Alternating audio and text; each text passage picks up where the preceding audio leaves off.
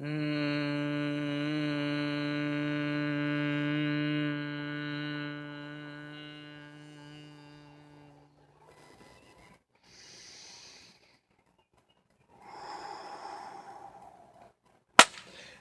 moment, world. How are y'all doing today? This is the Phoenix flying again into the moment to deliver peace, love, and awareness to all the beautiful people out here. Such a beautiful day. I really wanted to come outside and make this video.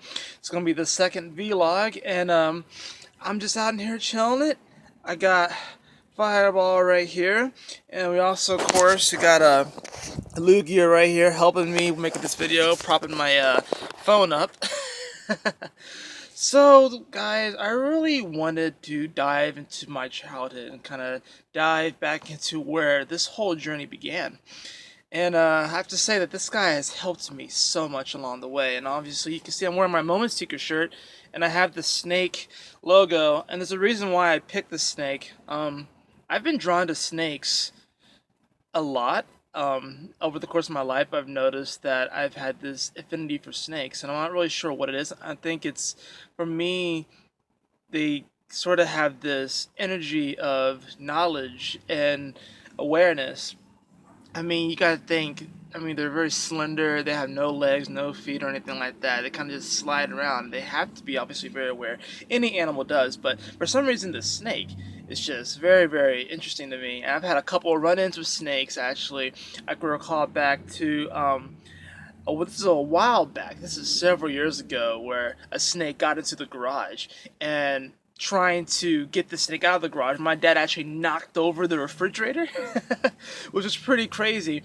And once he got the snake, he like chopped it up and then threw it into the backyard. But when he threw it into the backyard, the snake started moving around and stuff, even though we had just supposedly killed it. So my dad chopped it up a couple more times with the shovel, and that was that. And for some reason, that experience, looking back on it, just kind of made me think like, damn, wow, snakes are very powerful creatures. I remember back in elementary school, someone had brought an anaconda to school, like one of those like cool like little events things where they like show all the kids all these cool different things, whatever like that, where they do animals or whatever, those cool school-wide events. But anyways, there was a giant anaconda that came, and this thing was yellow with a white spot just stretched across the entire gym, huge. Of course, back then I was also smaller, so my perception of the anaconda was probably obviously it was bigger, but anacondas are big ass fucking snakes anyways. But as you can see, I've always had this affinity for snakes because I was actually one of the lucky kids to go down and actually hold up the snake on underneath, and I could just feel all of its muscles. It was smooth, it was sleek, and it just radiated this intensity, this intense knowledge and knowing. But I really wanted to talk about this guy today in Fireball because a lot of my journey, as far as like my spiritual journey and being on my path and trying to figure out who I am, it really begins with my dreams in my childhood. Because growing up, I suffered from night terrors, and I still occasionally get night terrors. Most of the time, it's gotten to the point now where I don't wake up screaming. If anything, I'm kind of become aware of it and I start to move. And luckily, with my queen now, she tends to, lull me back to sleep where I don't scream because she like kind of like nudges me and whatever. But I used to wake up and involuntarily scream. And when I did this, I couldn't go back to sleep and stuff, but I couldn't stay in my room. So whenever I had to leave the room, I would wrap Fireball around my neck. This is his name. His name is Fireball. I wrapped him around my neck, and he was like my shield.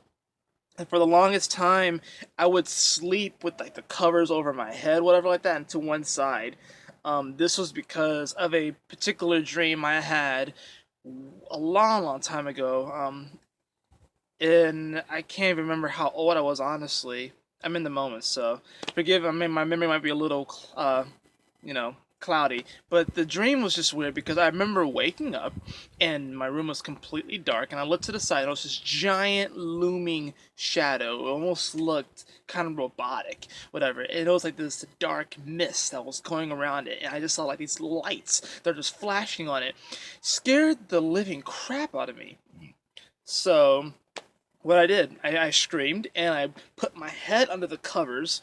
But when I put my head under the covers, there were still flashing neon green lights under my covers, so I did that several times before it went away finally. So this guy right here, he's really helped me.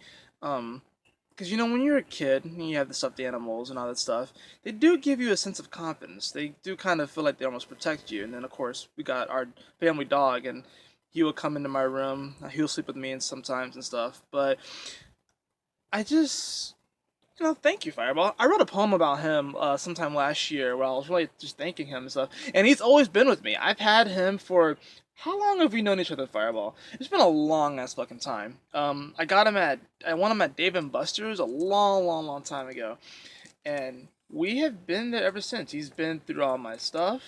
He's seen me go through all of my things, and I will never get rid of him, honestly. Some people are like, oh, you gotta grow up, you gotta do this, you gotta do that. I'm like, hell no.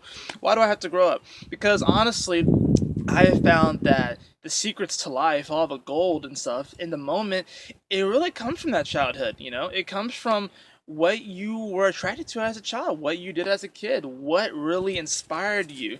And if anything could really grab your attention as a child, that means obviously it's important because as a child, your mind's going like vroom, vroom, vroom, vroom, vroom, vroom, vroom. It's like going all over the place. You have that energy, that exuberance, that radiance. You're like, oh, let's go, let's play. But if there was something that could calm you down and put you almost in a meditative type state, and you did it flawlessly, and your parents have to tell you, like, hey, did you do this or did you do that? No. It was something that you did automatically. So, yeah. And I guess also we could talk about the moment and stuff like that. Sorry, I'm a little rambly here. I'm a little, like, my mind's a little bit not completely, I'm not gonna say not completely there. It's there. It's just that I've been working on silencing my thoughts and my inner dialogues a lot. But I really wanted to talk about as well that with these dreams and these night terrors, how having him and how I've come to this point now where they just don't really affect me as much. It's I mean, it was pretty scary. I'm not gonna lie. I mean, waking up and then screaming involuntarily. Not only that, but I've seen like eyes on posters move. I've seen like toys like kind of move around. I've seen things buzzing around my room. I felt one night. I remember I felt it was almost like a dog or a wolf was like ran out from under my bed and ran back under the bed, and I could actually feel it.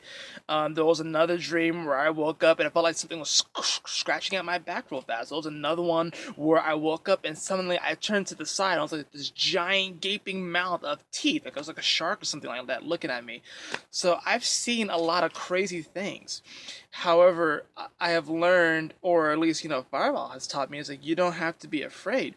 He was always there for me, but this allowed me also to begin to control and manipulate my dreams because once it got to the point where I was able to make the connection that whatever was in my dream was trying to teach me something, and maybe I was trying to run away from something. Instead of running away, I would just face it head on. So that was when that's where it started for me. My spiritual journey began in the dream world. It began with me trying to figure out, okay, obviously I have this internal dialogue. I have all these crazy things. I have this very creative mind. And I can scare myself sometimes, And I think it's kind of a weird thing that I have this creative mind. I can think of all these different things. I have this internal dialogue and all these different characters. But at the same time, tapping into that has allowed me to see it for what it is and realize that it's all me.